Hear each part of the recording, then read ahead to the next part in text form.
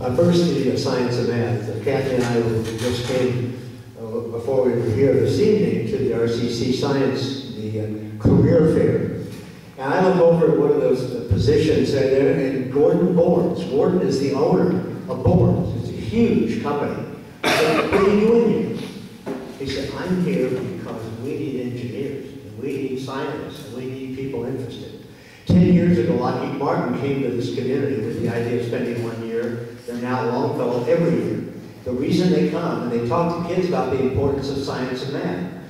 At Boeing and other major industries in this country, within 5 years, 50% of their engineers are off, gone. And some little fifth grader, I'll never forget it, Longfellow said, well, just go to India and get them. Oh, that's great.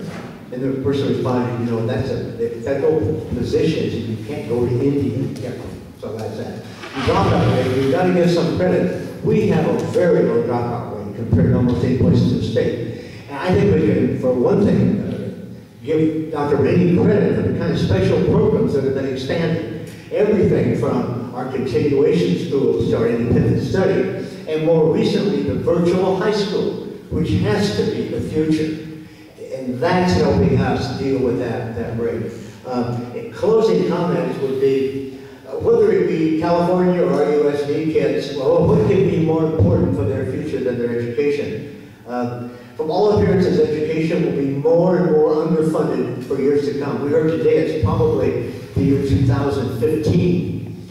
I guess what I wonder is about the priorities of our legislature and the governor. And I know we need to incarcerate people, I understand that. But when we spend somewhere in the range, and both these guys know better than I, but it's in the range of $40,000 a year. We spend $5,000 to $6,000 a year to educate the kids.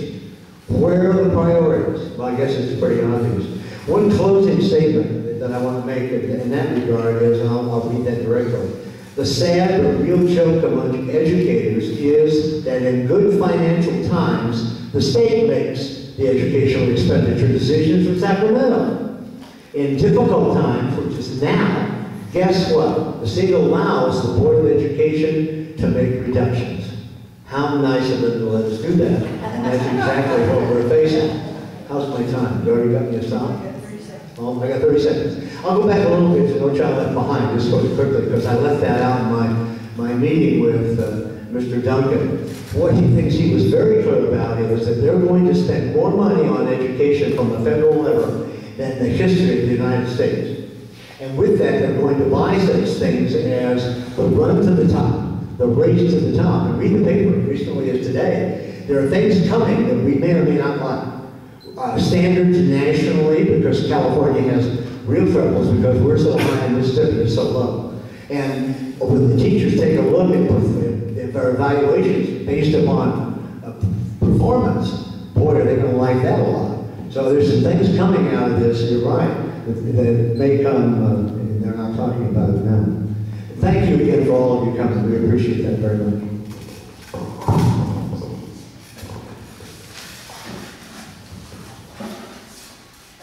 Get this chair out of the way for the last time. First of all, I'm going to talk to Mr. Miller about getting that fifth grader at Longfellow some business education credits. That's a pretty good thing for a fifth grader. Unfortunately, we need to have people that we educate here take those jobs. And on that thought, I think that a good way to do that, sometimes we plateau on things that we're doing, and we get get as good as we can get, and we need to look elsewhere. I think traditionally science and math have lagged behind for girls and minorities, and I think that in this district we have a unique opportunity to be able to push those gains in those two groups. So as far as science and math go, I think that we should focus even more on getting these underserved groups better and better. Again, I refer back to the Hispanic astronaut.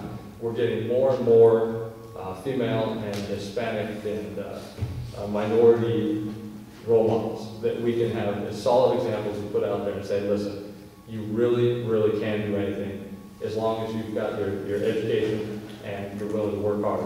In America, you really can do anything.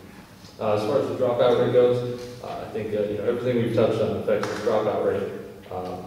I think though that we can affect it. Again, there's there's always a plateau, but with partnerships, again, like with the university and businesses, if you can get kids to understand the tangible results of a good education, whether it be a college degree or actual money in their pockets, I think it's a good thing. I don't know, why we don't have more, ROP type programs, vocational programs. I know that the budgets are having them go away, but it's definitely a good thing. Money talks, especially the young kids nowadays. We need to show them what they can achieve with a good education. And as far as closing, I want to thank the league for having us all here. My fellow members of this forum, thank you. Especially thank you for your service. And most importantly, to all of you who come out here. We're not the only ones that volunteered to be out here tonight. You guys came out here, and I would urge you to take your enthusiasm, and you took time away from your lives to come out here and hear us speak, and we're not paying you. So I think that's a good thing. Take that energy and enthusiasm back out into the community and get more people at these events.